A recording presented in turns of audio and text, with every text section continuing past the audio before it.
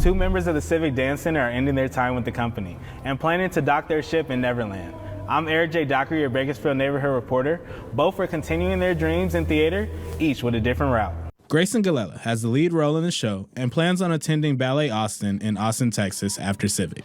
He wants to continue his dream to dance and is so excited for the opportunity. I mean, it's so much fun, and being Peter Pan, you just get to have fun the whole time. Like he never wants to grow up, so I'm smiling the whole time. I'm not taking anything too seriously, and it's been so fun, and I'm so excited that this is my last performance because it's a great way to go out. Nora Al-Creamy is going to her dream school, but still wants to keep dancing her life, whether it's coaching post-grad or even coming back to Civic to take lessons or coach the younger generation.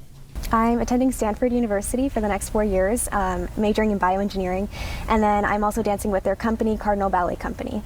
Teaching and watching a performer grow into their full potential is always the goal of directors, says Erica Uton. And to watch their passion take them into the next phase of their life is that's the best thing as a mentor.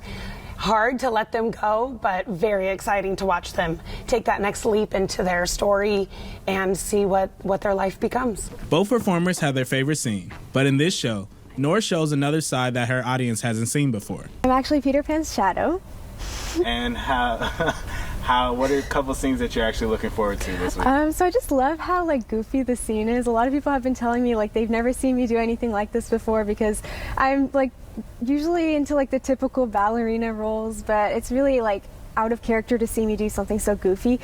So my favorite scene would have to be falling in or getting thrown into a box. This will be Civic's last production of the year, and the performances will be held Thursday at 7 p.m., Friday at 7 p.m., and Saturday at 1 p.m. and 7 p.m. Tickets are still available. Organizers tell me that they're going to miss both performers, but wish them the very best in their future endeavors. I'm Eric J. Dockery, your Bakersfield neighborhood reporter.